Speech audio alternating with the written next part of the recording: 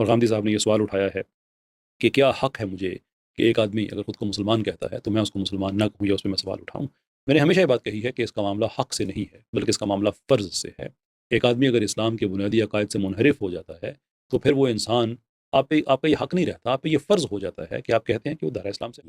جو سب سے زیادہ زیر بحث رہتا ہے وہ نقطہ کیا ہے؟ اس کے بعد یعنی یہ دو باتیں تو ہو گئیں، یہ معاملہ کن لوگوں کا ہوا؟ وہ کہ جو اپنے آپ کو غیر مسلم کہتے ہیں یا ہندو کہتے ہیں یا مسیحی کہتے ہیں، یعنی وہ مسلمان نہیں ہیں. ٹھیک، ان کے بارے میں ہم نے بتایا کہ ہم کیا رویہ اختیار کریں گے. اس کے بعد وہ لوگ کہ جو ارتداد اختیار کر کے کسی دوسرے مذہب کو قبول کر لیتے ہیں، ان کے بارے میں نے اپنا نقطہ نظر بیان کیا. اس کے بعد ان لوگوں کا معاملہ ہے جو مسلمان ہیں، اپنے مسلمان ہونے کا اقرار بلکہ اس پر اصرار کرتے ہیں. ٹھیک، یعنی آپ فرد کی حیثیت سے ان سے بات کریں، آپ جماعت کی حیثیت سے ان سے بات کریں، وہ اصرار کریں گے کہ ہم مسلمان ہیں، اون کرتے ہیں اسلام کو. یعنی ظاہر ہے کہ وہ جس طرح میں کہتا ہوں کہ میں مسلمان ہوں، وہ بھی یہی کہتے ہیں کہ میں مسلمان ہوں. اس کے بعد ان لوگوں کا معاملہ ہے جو مسلمان ہیں، اپنے مسلمان ہونے کا اقرار بلکہ اس پر اصرار کرتے ہیں، مگر اب یہ مگر ہے جو سمجھنے کی چیز ہے. پھر سنیے، جو مسلمان ہیں اپنے مسلمان ہونے کا اقرار بلکہ اس پر اصرار کرتے ہیں، مگر کوئی ایسا عقیدہ یا عمل اختیار کر لیتے ہیں جو عام طور پر اسلام کی تعلیمات کے منافی سمجھا جاتا ہے. عام طور پر سے کیا؟ عام طور پر یعنی مسلمان بالعموم. آپ دائیں بائیں پوچھیں، مثال کے طور پر کسی آدمی سے آپ بات کریں کہ کیا فرشتوں کو ماننا ضروری ہے؟ فلاں آدمی تو نہیں مانتا، تو وہ یہ کہیں گے کہ یہ تو اسلام کی تعلیمات کے منافی ہے. یعنی وہ باتیں جو ہر آدمی کے علم میں ہیں، کسی بڑی بات کا وہ انکار کر رہے ہیں. مگر کوئی ایسا عقیدہ یا عمل اختیار کر لیتے ہیں جو عام طور پر اسلام کی تعلیمات کے منافی سمجھا جاتا ہے، یا کسی آیت یا حدیث کی کوئی ایسی تعویل اختیار کر لیتے ہیں. تعویل اختیار کر لیتے ہیں یعنی وہ کہتے ہیں کہ اس آیت کا مطلب یہ ہے یا اس حدیث کا مطلب یہ ہے. یہاں وہ کسی آیت کا انکار نہیں کر رہے، کسی حدیث کا انکار نہیں کر رہے، اس کا مطلب بیان کر رہے ہیں. کوئی ایسی تعویل، کوئی ایسا مطلب اختیار کر لیتے ہیں جسے کوئی عالم یا علماء یا دوسرے تمام مسلمان بالکل غلط سمجھتے ہیں. یعنی آپ دیکھیے، یہ مختلف مدارج ہیں، ہمیں ان سب سے سابقہ پیش آتا ہے. کوئی عالم کہہ رہا ہوتا ہے کہ یہ بات تو اسلام کی تعلیمات کے منافی ہے. اچھا، بعض موقع کے اوپر سب بڑے بڑے علماء یہی بات کہہ رہے ہوتے ہیں، اور ایسا بھی ہوتا ہے کہ سارے مسلمان سمجھتے ہیں کہ یہ تو بالکل غلط بات ہے. یعنی یہ وہ معاملات ہوتے ہیں جن میں گویا ایک طرح کا اجماع نقل ہوا ہے، جسے کوئی عالم یا علماء یا دوسرے تمام مسلمان بالکل غلط سمجھتے ہیں. اب میں نے اس میں مسلمانوں کے اکابر کی مثالیں دی ہیں، یعنی عام لوگوں کی نہیں دی. مثلا امام غزالی اور شاہ ولی اللہ، یہ ذہن میں رکھیے کہ دونوں اس امت کے اساتین میں سے. امام غزالی دین کی جو تعبیر اس وقت مسلمانوں میں رائج ہے، جس کو میں صوفیانہ تعبیر کہتا ہوں، اس کے سب سے بڑے آدمی ہیں، اور آخری زمانے میں مسلمانوں کی علمی روایت کے سب سے بڑے آدمی کی حیثیت بر صغیر میں شاہ ولی اللہ کو حاصل ہے. مثلا امام غزالی اور شاہ ولی اللہ جیسے بزرگوں کا یہ عقیدہ کہ توحید کا منتہائے کمال وحدت الوجود ہے. اب یہ ایک نقطہ نظر ہے، ٹھیک، انہوں نے اختیار کیا. وہ یہ کہتے ہیں کہ وہ توحید جو تم لوگ مانتے ہو یہ تو عوام کی توحید ہے، یہ ٹھیک ہے، لیکن یہ کہ توحید کمال پر کب پہنچتی ہے؟ جب آدمی وحدت الوجود کا طریقہ اختیار کرتا ہے. اچھا، یعنی وہ یہ مانتا ہے کہ وجود ایک ہی ہے. یہ ماننا اصل توحید ہے، یہ توحید کا منتہائے کمال ہے. یا محی الدین ابن عربی کا یہ نظریہ کہ ختم نبوت کے معنی یہ نہیں ہے کہ نبوت کا مقام اور اس کے کمالات ختم ہو گئے ہیں. یعنی وہ یہ کہتے ہیں کہ جب ہم کہتے ہیں کہ نبوت ختم ہو گئی ہے تو اس کا یہ مطلب نہیں ہے کہ نبوت کا مقام اب کسی کو نہیں ملے گا یا نبوت کے کمالات اب کسی کو نہیں ملیں گے، بلکہ صرف یہ ہے کہ اب جو نبی بھی ہوگا وہ محمد الرسول اللہ صلی اللہ علیہ وسلم کی شریعت کا پیرو ہوگا. اس کے بعد وہ نبوت کی ایک اور اصطلاحی تعبیر اختیار کرتے ہیں جس کو عام مسلمان نہیں مانتے یا عام علماء نہیں مانتے. جس طرح بہت سے علماء وحدت الوجود کے بارے میں یہ کہتے ہیں کہ یہ شرک ہے، وہ اس کو ماننے کے لیے تیار نہیں ہیں. آگے، یا اہل تشیع کا یہ نقطہ نظر، اہل تشیع یعنی شیعہ حضرات کا، یا اہل تشیع کا یہ نقطہ نظر کہ مسلمانوں کا حکمران بھی مامور من اللہ ہوتا ہے. یعنی صرف اللہ کے نبی نہیں آتے بلکہ مسلمانوں کا حکمران بھی اللہ کی طرف سے مقرر کیا جاتا ہے، جسے امام کہا جاتا ہے. اور نبی صلی اللہ علیہ وسلم کے بعد اس منصب کے لیے سیدنا علی رضی اللہ عنہ کا تقرر اسی اصول کے مطابق خود اللہ تعالیٰ کی طرف سے کر دیا گیا تھا، جسے قبول نہیں کیا گیا۔ ساری مثالیں دے رہے ہیں۔ یعنی یہ گویا ان کا نقطہ نظر ہے کہ امامت ایک الگ منصب ہے، مسلمانوں کا امام یا مسلمانوں کا حکمران وہ اللہ کی طرف سے مقرر کیا جاتا ہے، وہ ان کی دینی اور مذہبی رہنمائی بھی کرتا ہے، وہ دنیاوی امور میں بھی ان کا امام ہوتا ہے، اور رسول اللہ صلی اللہ علیہ وسلم کے بعد سیدنا علی رضی اللہ عنہ کو اسی حیثیت سے مقرر کر دیا گیا تھا، اس کو قبول نہیں کیا گیا۔ یہ گویا ان کے نقطہ نظر کا خلاصہ ہے جس کو بڑی بنیادی حیثیت حاصل ہے۔ اب ظاہر ہے کہ مسلمانوں میں بہت بڑی تعداد بلکہ اکثریت اس کو نہیں مانتی، جن کو عام طور پر ہم اہل سنت کہتے ہیں، وہ سب اسے نہیں مانتے۔ یا علامہ اقبال جیسے جلیل القدر مفکر کی یہ رائے کہ جنت اور دوزخ مقامات نہیں بلکہ احوال ہیں، یعنی ہمارا عمومی عقیدہ کیا ہے کہ جنت اور دوزخ اسی طرح مقامات ہیں جس طرح اس دنیا میں مقامات ہیں۔ جیسے دنیا میں ہمارا ایک جسم ہے، جس طرح دنیا میں ہم بعض جگہوں پہ رہتے ہیں، جس طرح دنیا میں ہمارے گھر اور ہمارے گاؤں اور ہمارے ملک ہیں، اسی طرح جنت بھی کچھ مقامات کا نام ہے۔ یہ عمومی عقیدہ ہے۔ ان کی نوعیت کیا ہوگی، ان کی حقیقت کیا ہوگی، وہ ظاہر ہے کہ ہم یہاں بیان نہیں کر سکتے، لیکن علامہ اقبال یہ کہتے ہیں کہ یہ نفس انسانی پر یا انسانی شخصیت پر یا انسانی خودی پر گزرنے والے احوال ہیں۔ تو یہ مختلف عقائد، مختلف نظریات ہیں جن کے بارے میں نے یہ عرض کیا کہ ان کو یا تو کوئی عالم نہیں مانتا یا علماء نہیں مانتے، بلکہ یہ سب تو وہ ہیں کہ جن کو اگر عام مسلمانوں کے سامنے بھی آپ رکھیں تو ان کی بہت بڑی تعداد غلط قرار دے دے گی یا نہیں مانیں گی۔ یہ وہ عقائد و نظریات ہیں جن کا صدور کن سے ہوا ہے، جن کا کن لوگوں نے اقرار کیا ہے، کن لوگوں نے انہیں بیان کیا ہے؟ مسلمانوں کے اندر کے بعض جلیل القدر اہل علم نے، مسلمانوں کے اندر کے بعض جلیل القدر مفکرین نے۔ یہ سب کے سب مفکرین، یہ علماء جن کا میں نے ذکر کیا، یہ تو چند مثالیں ہیں۔ یہ اپنے آپ کو کیا کہتے ہیں؟ مسلمان۔ یہ اپنے اسلام کا اقرار کرتے ہیں اور یہ اپنے مسلمان ہونے پر اصرار کرتے ہیں، لیکن ان کے یہ عقائد نظریات ہیں جن کے بارے میں بحث ہوتی ہے، ٹھیک، جن سے کوئی عالم، علماء یا بعض اوقات سارے ہی مسلمان اختلاف کر رہے ہوتے ہیں۔ یہ اور اس نوعیت کے تمام نظریات و عقائد غلط قرار دیے جا سکتے ہیں۔ یعنی آپ کو حق حاصل ہے کہ آپ یہ کہیں کہ یہ عقیدہ غلط ہے، آپ یہ کہیں یہ نظریہ غلط ہے، انہیں غلط قرار دیا جا سکتا ہے، انہیں ضلالت اور گمراہی بھی کہا جا سکتا ہے، ٹھیک۔ یعنی ایک آدمی یہ کہتا ہے کہ یہ نقطہ نظر تو بالکل گمراہی ہے، قرآن مجید کے صریح نصوص موجود ہیں، حدیث میں یہ بات بیان ہوئی ہے، اس کو کیسے مانا جا سکتا ہے؟ لیکن یعنی آپ یہ نقطہ نظر پر تبصرہ کریں، آپ کسی چیز کو شرک کہہ دیں، آپ کسی چیز کو کفر کہہ دیں، یہ آپ کو حق حاصل ہے۔ یہاں آپ کس چیز پر بات کر رہے ہیں؟ نقطہ نظر پر، رائے پر، عقیدے پر، عمل پر بات کر رہے ہیں۔ لیکن ان کے حاملین یعنی شاہ ولی اللہ، یعنی امام غزالی، یعنی علامہ اقبال، اہل تشیع، مسلمانوں کے بہت سے علماء جو اس طرح کی آراء رکھتے ہیں، یہ کون ہیں؟ وہ ان کے حاملین ہیں ان نقطہ نظر کے۔ لیکن ان کے حاملین چونکہ قرآن و حدیث ہی سے استدلال کر رہے ہوتے ہیں، یعنی وہ یہ نہیں کہتے کہ رسول اللہ صلی اللہ علیہ وسلم کا لایا ہوا دین تو یہ ہے، ہم اس کو نہیں مانتے، نہیں، وہ کہتے ہیں قرآن کا مطلب یہ ہے، حدیث کے معنی یہ ہے، ہم قرآن سے یہ سمجھے ہیں، ہم حدیث سے یہ سمجھے، یہ وہ بیان کر رہے ہوتے ہیں، ٹھیک۔ لیکن ان کے حاملین چونکہ قرآن و حدیث ہی سے استدلال کر رہے ہوتے ہیں، اس لیے انہیں غیر مسلم یا کافر قرار نہیں دیا جا سکتا، یعنی اب انہیں کچھ بھی نہیں کہا جا سکتا، کیونکہ اسلام پہ تو کھڑے ہوئے ہیں، اس لیے کہ وہ اسلام کا اقرار کر رہے ہیں، وہ کہہ رہے ہیں ہم مسلمان ہیں۔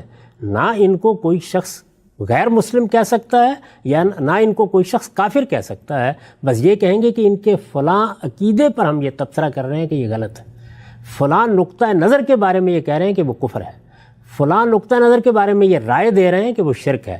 یعنی اس معاملے پر، اس نقطہ نظر پر ہم گفتگو کریں گے، لوگوں کو اس کے بارے میں متنبہ بھی کریں گے، لیکن ان بزرگوں میں سے نہ کسی کو غیر مسلم کہنے کی جسارت کریں گے، نہ کافر کہنے کی جسارت کریں گے۔ ان نظریات و عقائد کے بارے میں خدا کا فیصلہ کیا ہے؟ یعنی وہی بات جو میں نے کہی، میرے اور آپ کے درمیان چور کے چور ہونے کے بارے میں اختلاف ہو گیا ہے، اب فیصلہ کون کرے گا؟ عدالت۔ ان عقائد و نظریات کے بارے میں میں کہہ رہا ہوں یہ شرک ہے، آپ کہہ رہے ہیں یہ کفر ہے، ایک دوسرا کہتا ہے یہ عین اسلام ہے، اختلاف ہو گیا نا؟ جی۔ تو اب یہ مقدمہ ہے، اس مقدمے کا فیصلہ کون کرے گا؟ اس کائنات کا پروردگار۔ قرآن کیوں نہیں کر سکتا؟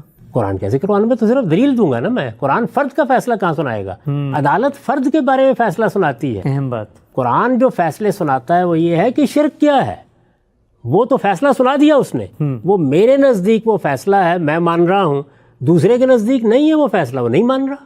اچھا، وہ کیا کہہ رہا ہے؟ وہ کہتا ہے قرآن یہ نہیں کہہ رہا، تم قرآن کا مطلب غلط سمجھے ہو، حدیث یہ نہیں کہہ رہی، تم حدیث کا مطلب غلط سمجھے ہو، ورنہ نزاع کیا ہے؟ اگر قرآن کے فیصلے پر جو میرے نزدیک ہے اس نے بھی اعتراف کر لیا تو پھر وہ بات کہے گا کیوں؟ تو یہ علامہ اقبال کے جنت جہنم احوال ہے، اس کو قرآن سے ثابت کرتے ہیں؟ ظاہر بات ہے، وہ اس کی دلیل دیتے ہیں۔ آپ ان کے خطبات پڑھیے، reconstruction of religious thought in Islam میں انہوں نے اپنا یہ نقطہ نظر بیان کیا ہے، پھر اس پر استدلال کیا ہے، اس کے لیے قرآن مجید کی آیات وہ اقتباس کر رہے ہیں، اچھا، ان کا مطلب آپ کو بتا رہے ہیں۔ یعنی یہ جتنے ہمارے بزرگ ہیں، کیا آپ کا خیال یہ ہے کہ وہ قرآن و حدیث کو ایک طرف رکھ کر یہ بات کرتے ہیں؟ وہ کہتے ہیں کہ قرآن اور حدیث میں یہ بات اس طرح بیان ہوئی ہے، ہم نے اس کو ایسے سمجھا ہے۔ تو میں یہ عرض کر رہا ہوں کہ ان نظریات و عقائد کے بارے میں خدا کا فیصلہ کیا ہے؟ یعنی اب عدالت کے فیصلے کا سوال ہو گیا نا، وہ تو کہہ رہے ہیں مسلمان ہیں، بندے کے بارے میں خود، یعنی وہ آدمی کہہ رہا ہے میں چور نہیں ہوں، میں کہہ رہا ہوں کہ میں نے دیکھا تم نے چوری کی ہے، تو اب مجھے فیصلے کو نافذ کرنا ہے یا ثابت کرنا ہے تو میں کسی عدالت میں جاؤں گا نا۔ جی، تو یہ عدالت کون سی ہے جو کفر و شرک کے فیصلے کرتی ہے؟ یہ اللہ کی عدالت ہے۔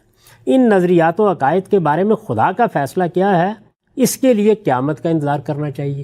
اگر کسی پیغمبر نے آنا ہوتا تو وہ آ کے فیصلہ سنا دیتا، جیسے مسیحیوں کے بارے میں یہ فیصلہ قرآن نے سنا دیا۔ وہ بھی کسی انڈرسٹینڈنگ سے ہی سمجھ رہے تھے، کسی آیت ہی سے، ظاہر بات ہے، یعنی وہ بھی اپنی کتاب کی تعویل کر رہے تھے۔ تو قرآن مجید نے رسول اللہ صلی اللہ علیہ وسلم کے ذریعے سے یہ فیصلہ سنایا، کس کے بارے میں سنایا؟ اس عقیدے کے بارے میں۔ یعنی ان نظریات و عقائد کے بارے میں خدا کا فیصلہ کیا ہے؟ خدا کا فیصلہ بعض نظریات و عقائد کے بارے میں ہمیں قرآن کے ذریعے سے معلوم ہو گیا۔ ان نظریات و عقائد کے بارے میں خدا کا فیصلہ کیا ہے، اس کے لیے قیامت کا انتظار کرنا چاہیے۔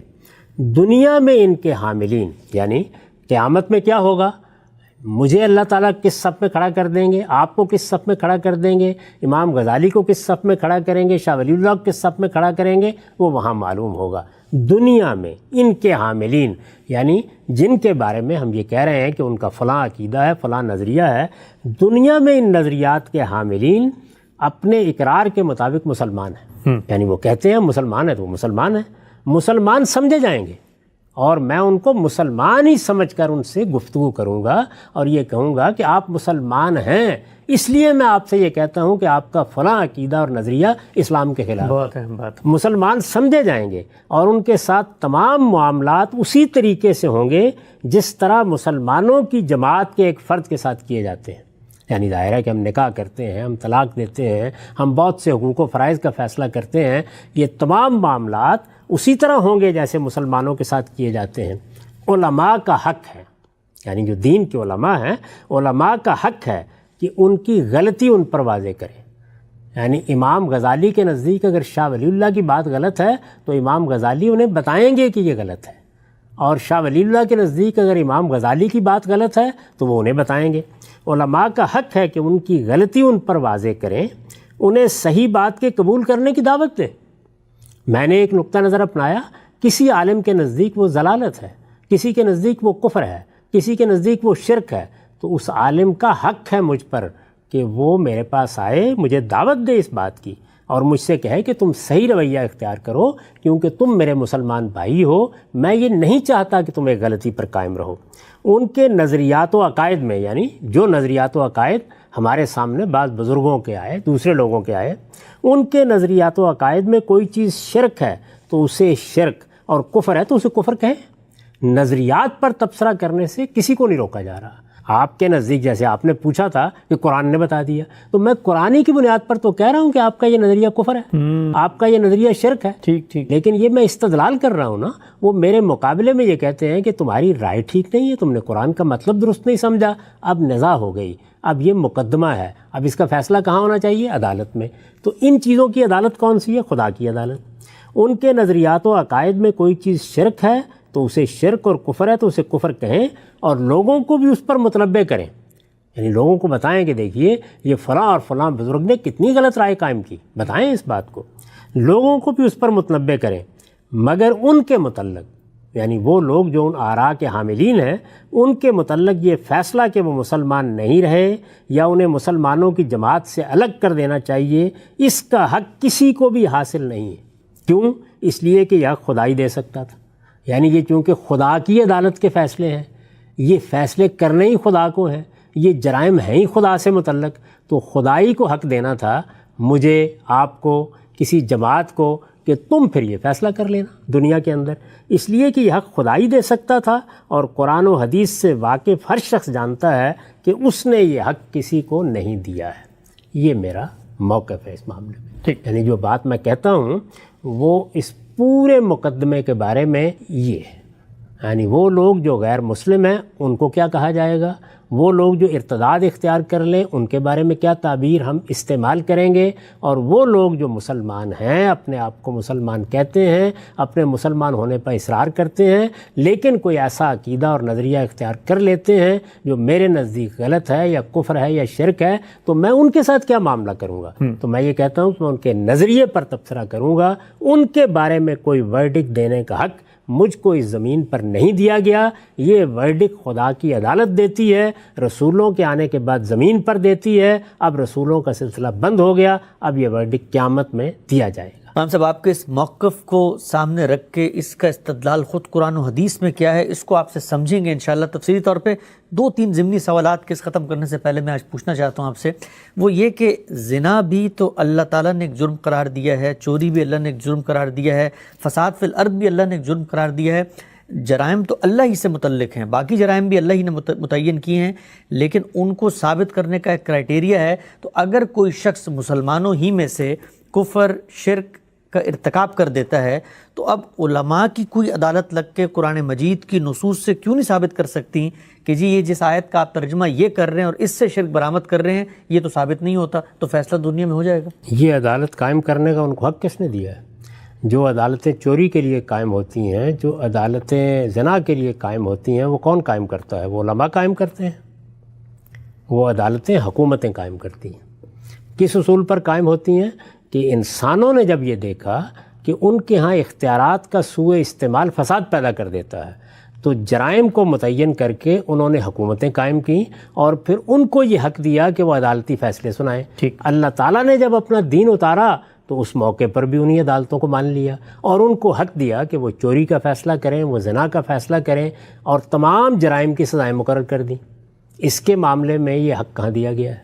یہ حق نہ تو دنیا میں کسی نے دیا ہے، نہ علم و عقل کے مسلمات دینے کی کوئی بنیاد رکھتے ہیں، نہ قرآن حدیث میں کسی جگہ دیا گیا ہے۔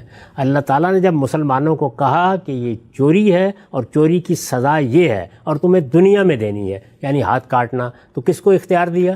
عدالت کو، مسلمانوں کی جماعت کو۔ جب یہ کہا کہ مسلمانوں تم پر لازم کیا گیا ہے کہ وہ لوگ جو زنا کا ارتکاب کریں ان کو 100 کوڑے مارو، اور تمہیں اس جرم کی سزا دیتے وقت کوئی رافت لاحق نہیں ہونی چاہیے، تو یہ اختیار اس آیت میں کس کو مل گیا؟ یہ مسلمانوں کی جماعت کو۔ اس طرح کے اختیار کی آیت ذرا مجھے پڑھ کے سنائیے قرآن مجید میں سے۔ ٹھیک، آپ سے یہ نقطہ واضح ہوا۔ ایک اور بات بیان فرمائیے گا، جب آپ فرماتے ہیں کہ وہ اپنے مسلمان ہونے کا اقرار کر رہے ہیں، لیکن کوئی ایسا نظریہ جو آپ کی نظر میں کفر ہو سکتا ہے، شرک ہو سکتا ہے، اس کو بیان کر رہے ہیں، گویا وہ ایک تعویل کر رہے ہیں اسلام کو مانتے ہوئے، اسلام کی ہدایت کی۔ اسی نوعیت کی تعویل تو خود کفار مکہ بھی کرتے تھے۔ سورہ زمر کی ابتدا میں ہی ہے کہ ان سے پوچھا جاتا بھی تم شرک کیوں کرتے، تو وہ کہتے ہیں ما نعبدہ الا لیقربونا الی اللہ زلفی، کہ ہم تو اللہ ہی کے قرب حاصل کرنے کے لیے کر رہے ہیں، گویا اللہ ہی کی خوشنودی تائید مقصود ہے۔ تو وہ بھی تو وہ تعویل کر رہے تھے، لیکن ان کی تعویل کو قبول نہیں کیا گیا۔ یہ تعویل وہ شرک کی کر رہے تھے، شرک کو مان کر۔ کفر کی بھی کر سکتا ہے کوئی آدمی، کفر کو مان کر۔ ایک آدمی کہتا ہے کہ میں تو اس کا انکار کرتا ہوں، اور میرے انکار کی وجہ یہ ہے، میرے انکار کا سبب یہ ہے، میں نے یہ نظریہ اختیار کیا ہے تو اس کا باعث یہ ہے۔ وہ اپنے شرک اور کفر کا اقرار کر رہے ہیں، وہ کہہ رہے ہیں ہم مشرک ہیں، ہم نے شرک کو دین کے طور پر اختیار کیا ہے، ہم نے کفر کو اختیار کر لیا ہے، ہم پیغمبروں کے کافر ہیں، ہم پیغمبروں کے منکر ہیں۔ یہ بات وہ کہنے کے بعد کہتے ہیں اس کفر اور شرک کی وجہ یہ ہے۔ اچھا، اس میں اور اس میں فرق یہ ہے کہ یہاں تو دین کو مان کے تعویل کی جا رہی ہوتی ہے۔ چور نے چوری کی ہے، وہ کہتا ہے میں چور ہوں، چوری کی وجہ یہ ہے کہ مجھے بھوک لگی ہے۔ بہت اہم بات، ہم سے واضح ہو گئی بات۔ یہ اس کا سبب بتا رہا ہے وہ، یعنی وہ اپنے چور ہونے کا اقرار کر کے یہ بات کہہ رہا ہے۔ اب عدالت میں مقدمہ ہے، عدالت چاہے گی تو اس کا یہ عذر قبول کر لے گی اور اس کو سزا نہیں دے گی، لیکن اس کا چور ہونا طے ہو گیا۔ ٹھیک، ہم صاحب آپ کا نقطہ نظر اس بارے میں کہ مسلمانوں میں سے کوئی شخص آگے بڑھ کے کسی ایسے عقیدے کا اظہار کرے جو دوسرے مسلمان یا علماء کی نظر میں کفر ہو، شرک ہو، اس کے بارے میں ہمارا رویہ کیا ہوگا؟ کیا ہم اس کو دائرہ اسلام سے خارج سمجھیں گے، اس کی تکفیر کریں گے؟ نقطہ نظر آپ کا سامنے آیا۔